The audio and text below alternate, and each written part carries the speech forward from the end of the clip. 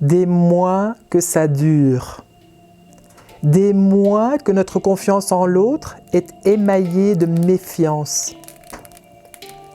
Souffler sur les braises du feu fait apparaître la flamme.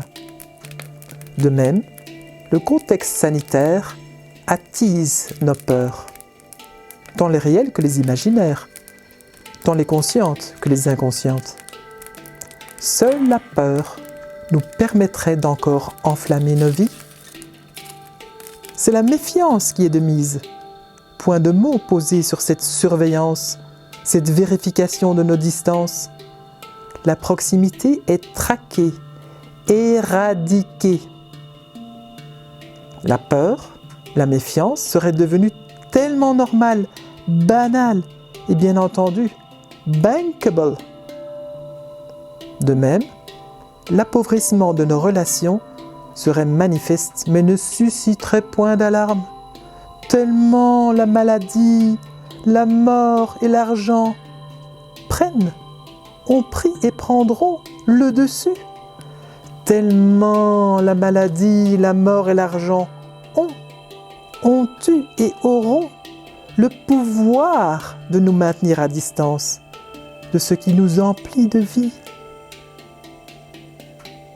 Depuis de trop nombreux mois, l'atmosphère reste lourde, pesante, malgré la succession de bonnes, de moins bonnes ou carrément de mauvaises nouvelles, malgré la levée de certaines dispositions et l'introduction d'autres plus spécifiques.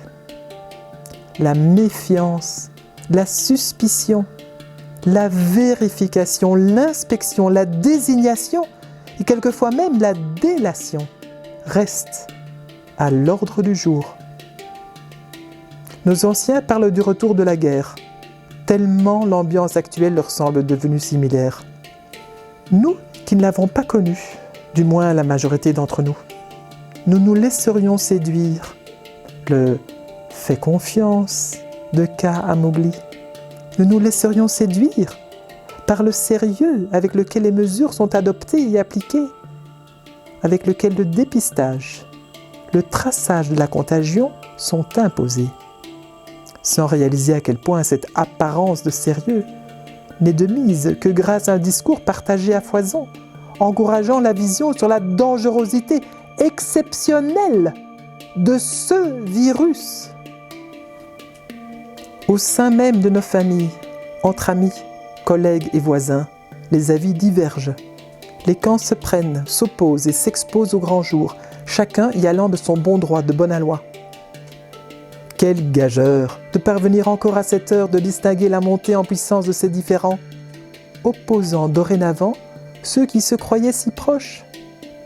Que cela nous semble loin de traverser la vie en joie et de continuer à la poursuivre en toute légèreté.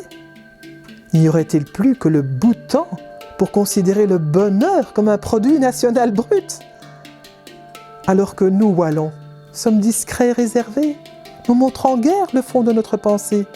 Cette fois-ci, point de retenue. Lorsque nous rabrouons autrui de ne point porter ce masque exigé, lorsque nous rabrouons autrui de délibérément de trop près s'approcher. Respirer, se nourrir d'air, manger ce prana, c'est en cela que nous sommes le plus menacés aujourd'hui. Sans même réaliser combien nous avons perdu, perdons et continuerons à perdre, pas après pas, jour après jour, mois après mois, année après année, ces fondamentaux qui nous constituent, nous permettant de faire de nous des hommes et des femmes heureux d'être en vie, heureux d'exister, heureux de se manifester, de se toucher, de s'embrasser.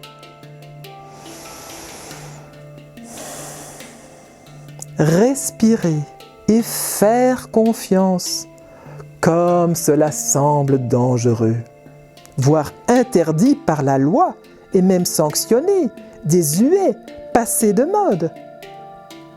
Alors que c'est le socle sur lequel repose notre capacité à exister, à nous réaliser, à nous réchauffer, à nous réconforter et à rayonner de tous nos feux les plus précieux.